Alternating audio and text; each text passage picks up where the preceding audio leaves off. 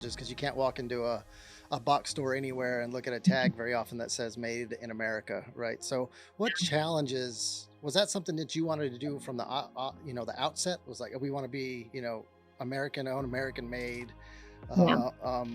and just kind of what are the challenges presented with that in this global environment that we have here? Yeah. So 100% from the beginning, we knew all of our socks are going to be made here in the US, no matter what, because from our perspective, it was going to be weird to put socks on the feet of our troops that were made somewhere else when we have perfectly good factories and mills here that could do the same thing. And so that was number one. We were absolutely doing that. Challenge wise, it is a higher cost of goods when you make here versus overseas. You can get it on the pennies on the dollar for what you pay here. Um, a lot of times that reflects in the quality. When you're getting it so cheap, you're not getting as good quality.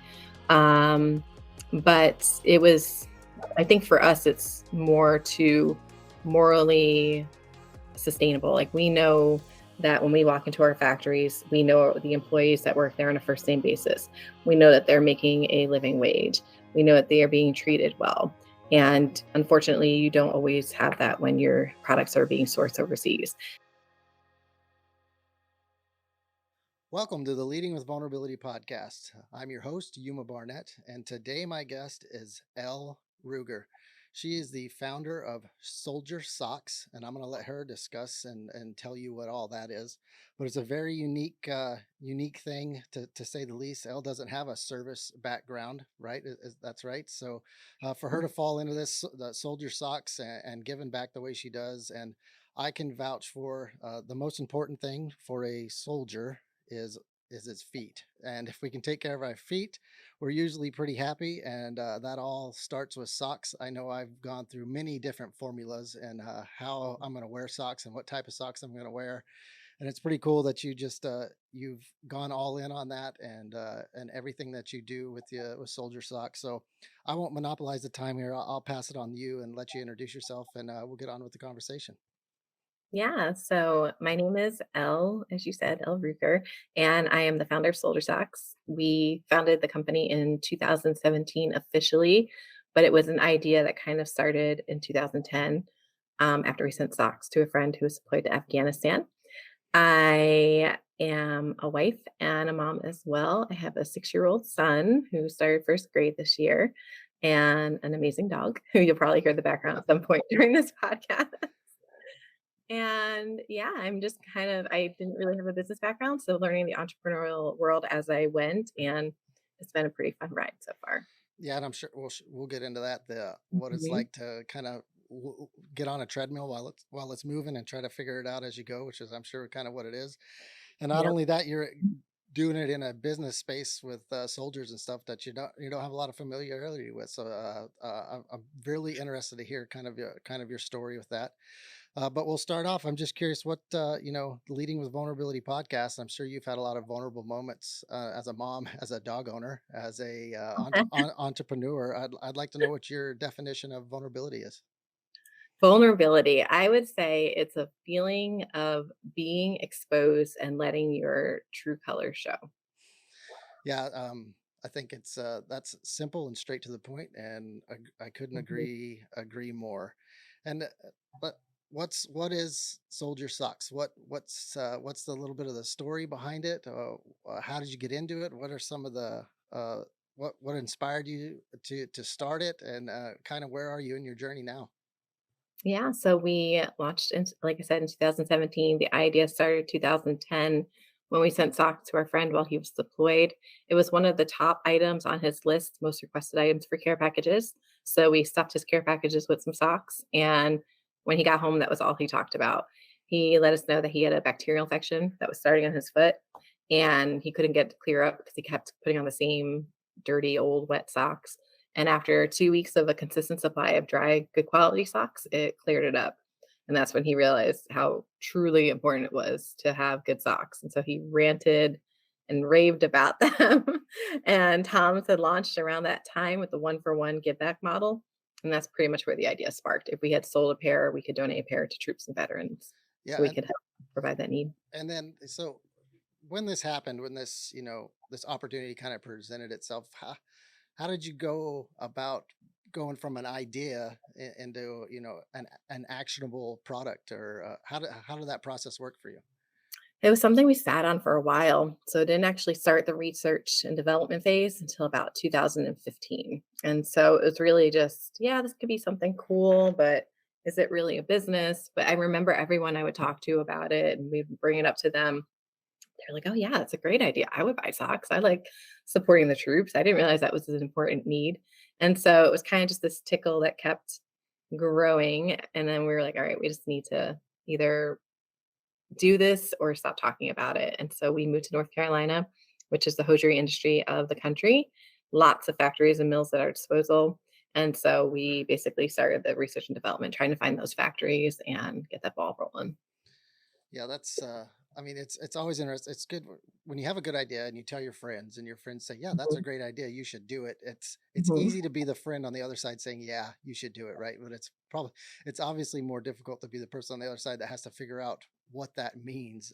Do what? How do you get the ball rolling? How do you, to use a military term, how do you initiate movement on something like that?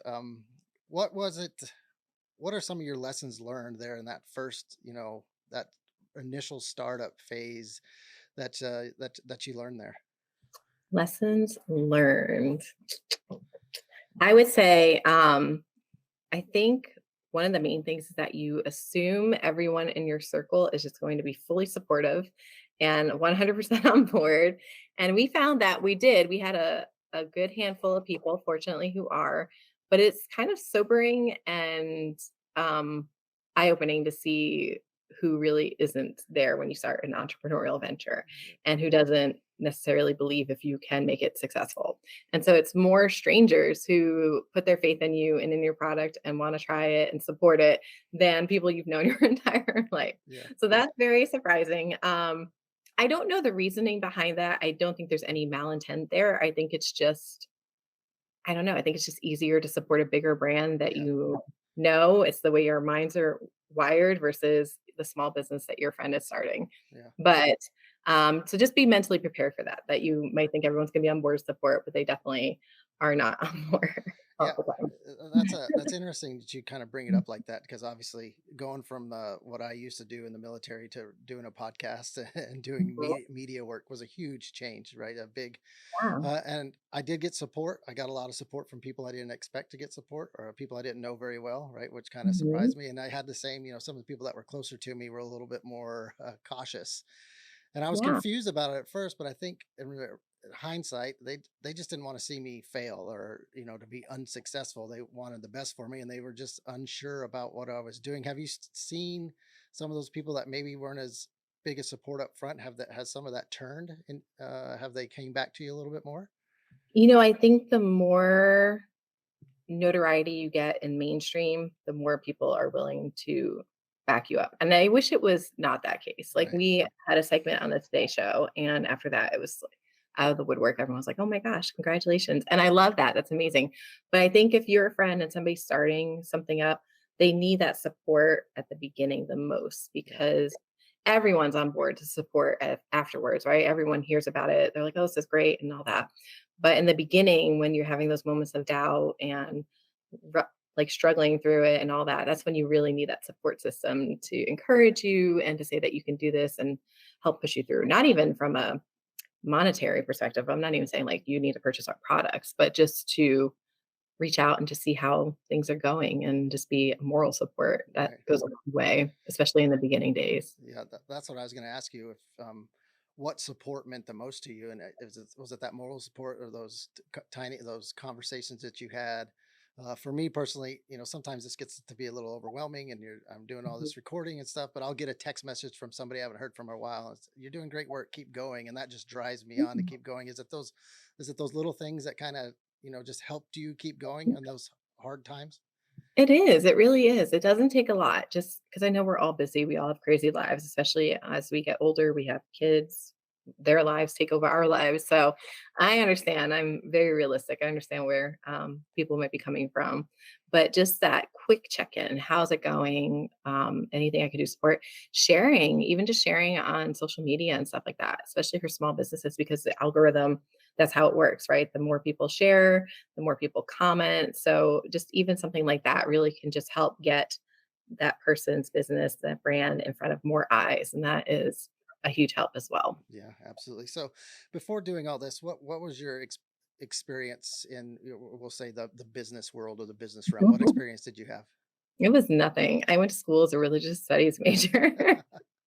Don't ask me what I expected to do with that. I have no interest in teaching. That is not my calling. So I don't know what I was thinking. I guess it was interesting to learn about other faiths. Yeah. I don't know. So yeah, no business background at all. I think if anything, my major that I went to helped me realize different perspectives and belief systems and where people might be coming from. And I'm sure that will help with leadership skills in the future. But um, yeah, it did not give me any business background. So everything from that was just figuring it out as I go. I'm fortunate to have a large group of friends who are in the entrepreneurial world who have started their own businesses. So I really can lean on them for advice and guidance. So that was helpful for sure. And then good old fashioned Google Yeah. when you and YouTube. I mean, they really are a wealthy source of knowledge if you're looking for something. Yeah. There's everything out there. Yeah, that's so like, I mean, you're doing this is great. You're just like segueing right into the next question. So what was it that, if you look back now, what it was it mentorship, or was it going to people that you knew were in the business world? How did you build your business acumen on the fly like that? I would say, yeah, definitely mentorship, definitely going through people who have been through it, taking their advice. It's really amazing. The entrepreneurial world is such a great community. I feel like everyone in that community wants to see the next person succeed. It's not so much a competition unless you're in the same field, I guess, than it is more. But I feel, and even then, like, especially people who've started small businesses, they just thrive on seeing other people grow. And if they have a part in helping with some part of advice or mentorship, like you said, it just, I think that helps fill their bucket too, Yeah. of like, just making them feel good and supporting. It's just such a great supportive community. And social media really helped with our particular business. It was really just word of mouth is what helped get the word out there. We had a few credible people that we were able to reach out to who tried the product, who vouched for the product, and that really helped get her in with the military community. Like you said, we didn't have a military background. And so to have the community trust an outsider, so to say, who, because a lot of companies that give back to the veteran community are veteran owned. So to trust someone who's coming in and saying they're doing it and then actually doing the give back, it was something we had to prove ourselves, and so that was helpful to have Yeah. some people So, there. so what would you say has been the, the something that you look back on as what made you, was it that doing the delivering on what you say Mhm. that help people migrate towards you? Because there's there's 40,000, if you look at the nonprofit, 40,000 nonprofits in the veteran military space, and a Yeah. lot of them aren't doing what they say they do. They're just there for the tax benefits. But Mhm. did you notice what was it that helped kind of be the catalyst to move you into the next level? I think it was. It's like being true to our word and doing what we say. So unlike a lot of businesses that do a give back component, whether I wouldn't say veteran, but especially in the civilian sector, they do a give back. It's more almost like a marketing or a tax write off or something. It's definitely there's an ulterior motive Right. almost tied with that give back component. Versus ours, it was our friend was deployed, the socks helped his feet, and we are patriotic, we love our troops, we support our troops, and we were like, how can we help them? And then it was the business idea came after that. And so number one, first and foremost, is we are providing socks for deployed troops, for veterans. That's our number one goal. Yes, we have a business out of it. Yes, it is, successful business, but the give back is what started this whole thing. And Yeah. then as we learned more about the military community and some of the hardships that they face, whether active or when they're separating from the military or veteran, we wanted to see how we could do more because we were learning about all these nonprofits that help service the military community. And we wanted to help raise awareness, amplify them in the civilian sector, and give back to them as well. And so we're pretty particular with who we work with. We look at Charity Navigator, we look at GuideStar, basically just to as a GuideStar. I might have messed it up. But the nonprofit ratings, basically, they have to have an A+ rating or a 5-star rating for us to work with them because I feel like we've developed a reputation that we do what we say, and so if we are taking people's hard-earned dollar and they are trusting us with that, whether it's to develop a product to them, to our troops, to our veterans, or to take a percentage of those hard-earned dollars and give it to those nonprofits, we wanna make sure that those nonprofits are also giving back to the causes that they say they are. Yeah. Yeah. So, and then a unique part of you, what you guys do is you're 100% made in North Carolina. Mhm. I'm sure that that's adds some unique challenges because you can't walk into a box store anywhere and look at a tag very often that says made in America, right? So, what challenges was that something that you wanted to do from the the outset? Was like we want to be American owned, American made, Yeah. and just kind of what are the challenges presented with that in this global environment that we have here? Yeah, so 100% from the beginning, we knew all of our socks are going to be made here in the US, no matter what, because from our perspective, it was going to be weird to put socks on the feet of our troops that were made somewhere else when we have perfectly good factories and mills here that could do the same thing. And so that was number one. We were absolutely doing that. Challenge wise, it is a higher cost of goods when you make here versus overseas. You can get it on the pennies on the dollar for what you pay here. Um, a lot of times that reflects in the quality. When you're getting it so cheap, you're not getting as good quality.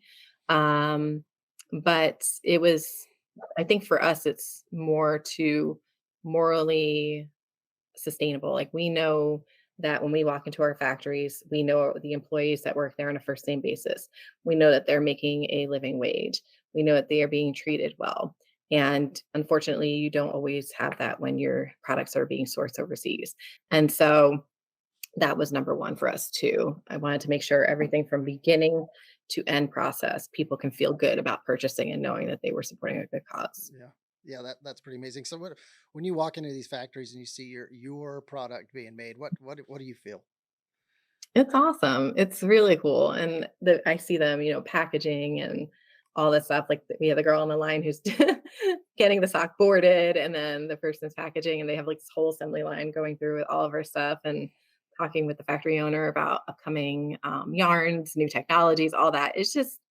It's a really fun process. I love that process of it. I love learning more about the hosiery industry as it is. I had, basic knowledge of fiber content, features, benefits, all the stuff that were important to make the sock, but I like learning the new technologies coming out and how we can make them even cooler.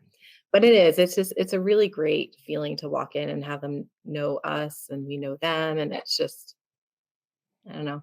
Do, I don't do, think I'm do you talking find to yourself you have to pinch yourself sometimes and from where you me. from where you started to where you are now? Yeah, I do because like we said before, I didn't have a business background, so it was all just learning on the go and on the fly, but I do. I try to look at it from a humble perspective. No matter how big we get, I just want it to always be true to the root causes that we're going to be made here. We're going to know people on a first name basis.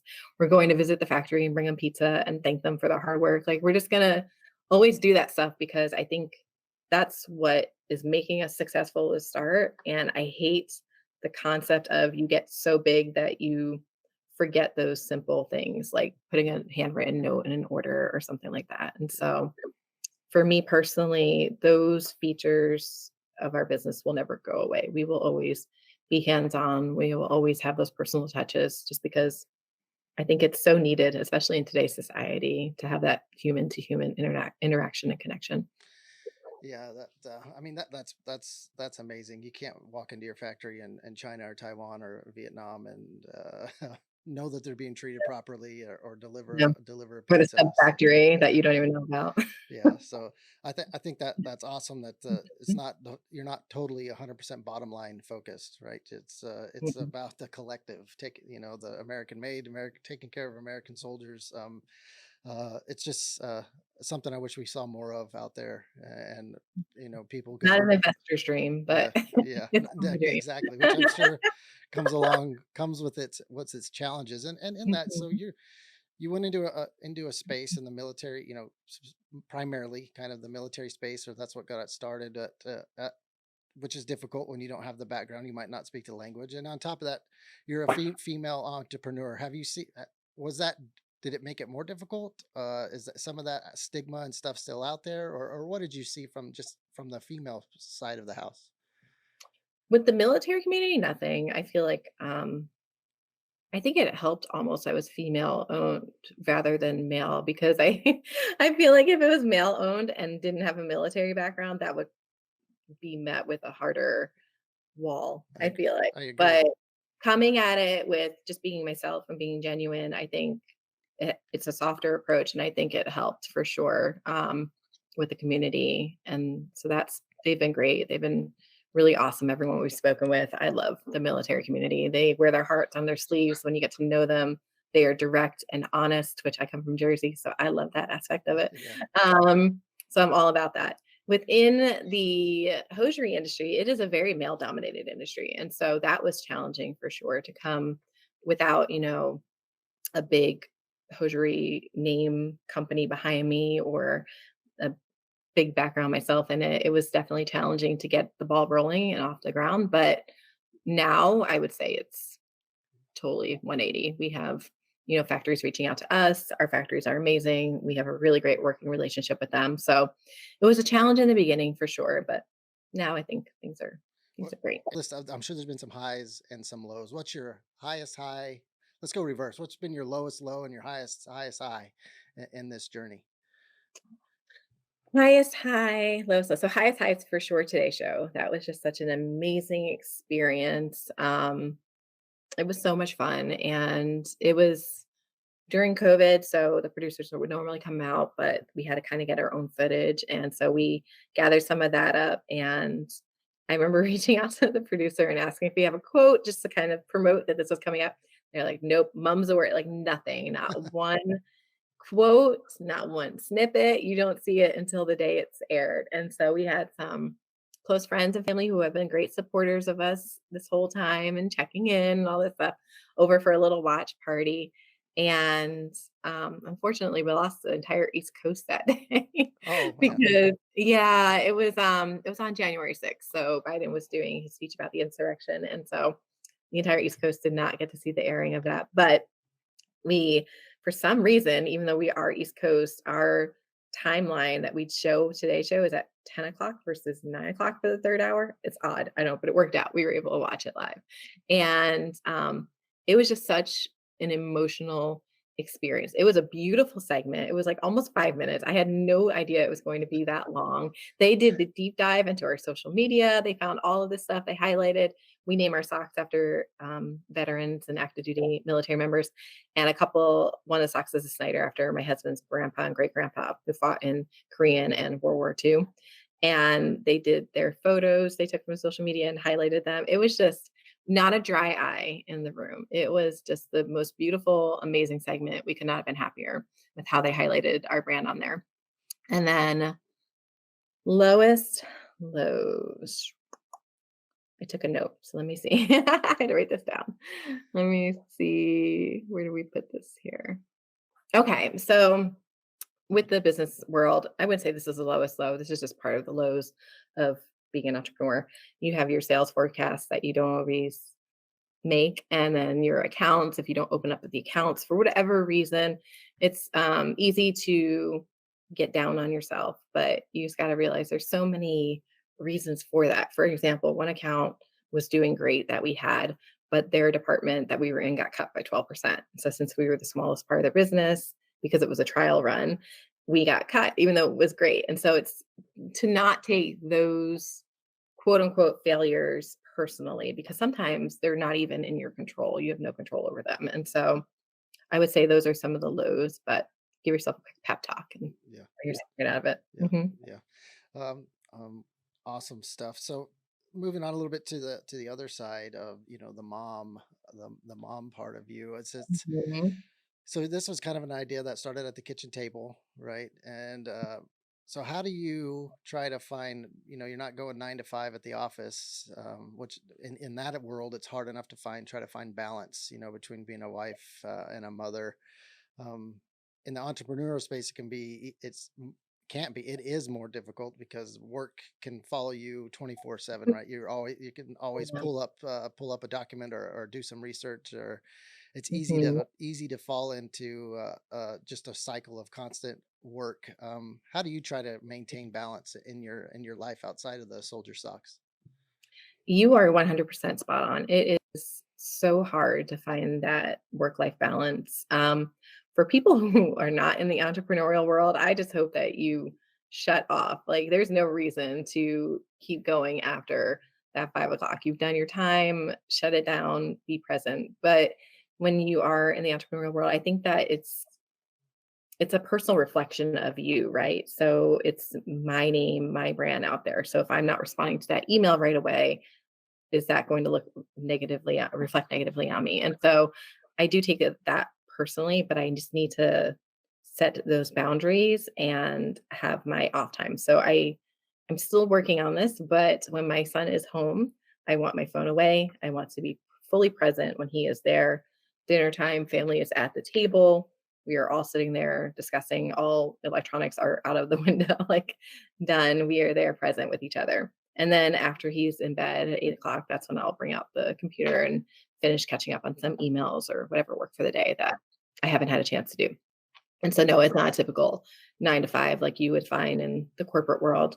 It's more you make your own hours and stuff. But it's just, it is hard. It's hard to, when you feel that pressure that you feel like you have a deadline if you're waiting for an order to come in or something, and just to get that out there. But our kids are only little for so long, and we Yes. only have this time with them for so long, and it goes so fast, and I don't wanna be that person to look back and regret missing these super important days because I had to get that email out or something that really, I mean, when you break it down, it sucks, right? It's Right. not, we are not curing cancer here, we are selling socks, and so there is nothing more important than, for me, than my child and my family feeling loved and secured and paid attention to, and then everything else will get done. I'm motivated and determined that it will get done and within a timely manner, but just need to have that balance and make sure you turn that switch off. Yeah, I think you said it perfect there. People might miss it, but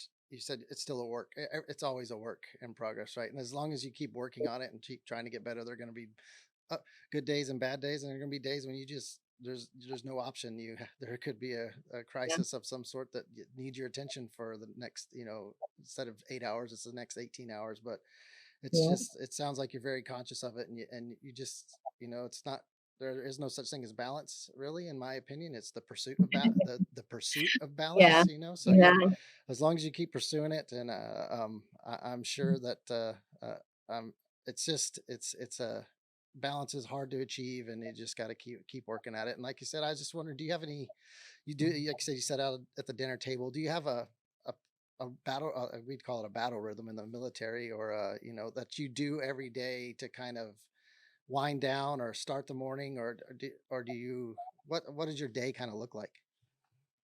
for us, so we get up very early. My son starts, his late bell is 7:25, so he's out the door way too early for our first grader, in my opinion, but I like it because it forces the day to start early, and so get him out, grab some coffee, catch up on my emails. I usually have back-to-back calls during the day, so getting those knocked out, and then after all that, all the work stuff, he comes home. I try to be as present as I can while he's here. We do family dinner every night. We do have some sports, but other than that one practice night, we are always at the table eating together. It's just Yeah, my husband, my son, and I. So yeah, I think that's so important, and that's something that I am hell bent to continue through high school. yeah, Despite all of his activities, homework, sports, I think we way overschedule our kids. That's yeah, another story for another time. yeah, But I am hell bent on having that dinner conversation and just that touch base every single day because I think that's so important. yeah. So Yeah. you have that one consistent thing, Mhm. that's there, unless something happens. But Mhm. I agree, that's super important to have, even if it's just like you said, if it's just one thing, it's something that's consistent. So important for kids to have consistency, in my opinion, and Mhm. it's good for our own selves to be consistent and do stuff, and know that we have other priorities than selling socks or doing podcasts. So um Yeah. You mentioned your religious studies background. Yeah. So what role does faith play in your business life and your personal life? It plays a huge role. So I personally think that everything happens for a reason and that we don't do anything by our own hand. So everyone says, your successes and everything, but nothing has ever been done just because of me. I definitely feel like I've been guided to where I'm at, have overcome many challenges in my early childhood and young adulthood to get me to where I am today. And faith 100% has played a role in every aspect of that. Yeah, yeah. Mhm. So if you could look back, when you first started this thing, or and give advice to yourself or give advice to another entrepreneur who's either just started it or is scared to start it, what advice would you give them? You always try, right? Always start at something. You never want to look back and think, what if? And when you're in the thick of it, I would say don't give up. Um, it's very easy to doubt yourself, especially it's going to be so hard. I mean, the amount of hours and failures that you have in the beginning, it's a lot, but you will always come through on the other end of that. So if you just keep going through it and then have those come to Jesus talks, have those hard talks with yourself and realize, is this something that is going to be viable? Or is this something that I do need to take a second look at? Yeah, But make sure you've given every aspect of yourself into that before you get to that point. yeah, And then take those lessons learned and apply them toward your next entrepreneurial endeavor because once you get the itch, you're definitely always moving on to something else. yeah, absolutely. Um, awesome, awesome conversation. I think you're doing great things. It's rare. I don't see a lot of people that have no really military background that kind of got started helping out the service member the way you have. I think it's Mhm. awesome. Where can people go to find out more about soldier socks, and and purchase them, or just if they just want to know more about you and the company, where they go? Yeah, so they can go to our website, and that is soldiersocks.com. It's spelled SOLE, like the sole of your foot, DIERSOCKS. So it's a play on words. And you can find us on there. We have all of our socks for sale. You can learn about our story, reach out to us if you have any questions. Feel free to do that. And then all social media, you can find us at Soldier Socks, and that's spelled the same way. Awesome. Thanks for coming on the show. Thanks for doing what you do. Thanks for just being a great example for entrepreneurs that might be scared to do it, that are because they don't have the background, they don't think they can do it. You obviously, if you put your mind to something, you can definitely do it, and rely on Mhm. people, rely on faith, and I think you can get people can are capable of a lot more than they give themselves credit for. So I appreciate it. For all that they're watching, make sure you like, share, subscribe, do all that stuff, and go get some socks. Everybody needs socks. It's that socks make great stocking stuffers, and we're about to be in that time of year. So, Elle, Mhm. thanks for your time. It was a pleasure talking to you, and Mhm. to everybody else, we'll see you on the next episode.